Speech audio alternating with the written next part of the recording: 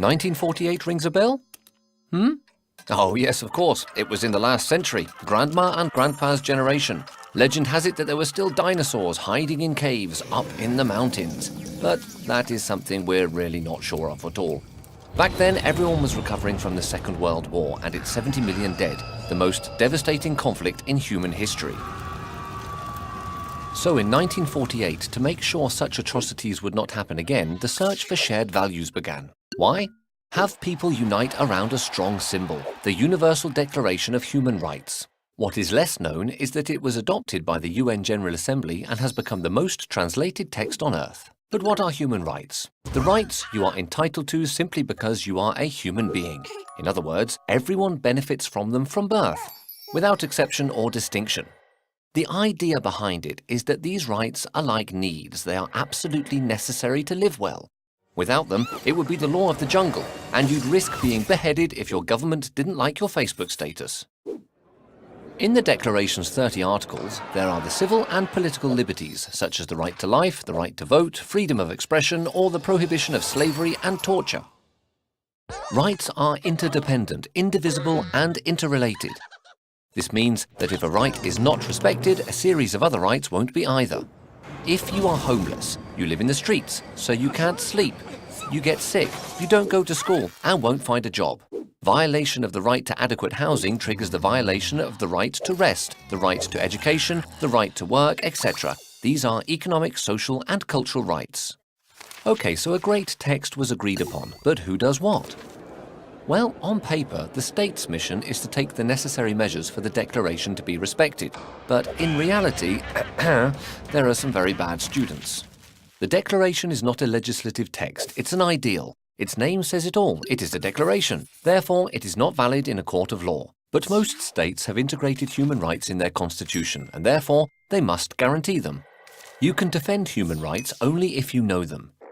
Everybody's role is to ensure they are respected. Collective conscience means that each and every person is responsible for everybody else's well-being. Therefore, we can all get involved, protest against injustices, and make the universal rights ideal succeed.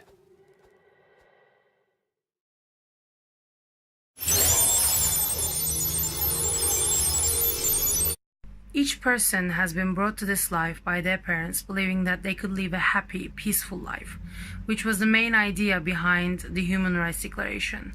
Living happily and living peacefully. It was written by people who thought that this world could be a better place if we just stopped discriminating. Discriminating between religions, between languages, genders, or ideas. We just have to stop saying your idea is wrong and mine is right. Because everyone has a right to say what's on their mind. Everyone has a right to be in a religion that they feel like they fit in. Everyone has a right to choose a political party that they feel like their vision is speaking for them. In our time, with the people that we are living with, we just have to spread the idea that respect is the most important thing in this world, and without respect, our civilization is not going to go far.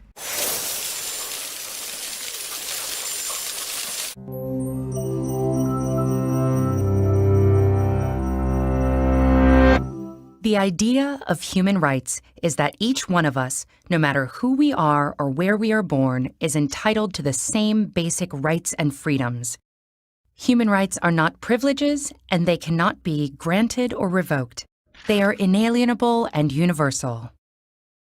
That may sound straightforward enough, but it gets incredibly complicated as soon as anyone tries to put the idea into practice. What exactly are the basic human rights? Who gets to pick them?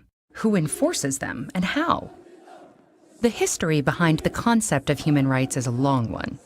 Throughout the centuries and across societies, religions, and cultures, we have struggled with defining notions of rightfulness, justice, and rights. But one of the most modern affirmations of universal human rights emerged from the ruins of World War II with the creation of the United Nations. The treaty that established the UN gives as one of its purposes to reaffirm faith in fundamental human rights. And with the same spirit, in 1948, the UN General Assembly adopted the Universal Declaration of Human Rights. This document, written by an international committee chaired by Eleanor Roosevelt, lays the basis for modern international human rights law. The Declaration is based on the principle that all human beings are born free and equal in dignity and rights. It lists 30 articles recognizing, among other things, the principle of non-discrimination and the right to life and liberty. It refers to negative freedoms, like the freedom from torture or slavery, as well as positive freedoms, such as the freedom of movement and residence. It encompasses basic civil and political rights, such as freedom of expression, religion, or peaceful assembly, as well as social, economic, and cultural rights, such as the right to education and the right to freely choose one's occupation and be paid and treated fairly.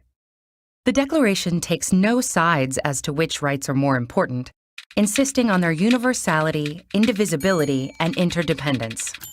And in the past decades, international human rights law has grown, deepening and expanding our understanding of what human rights are and how to better protect them.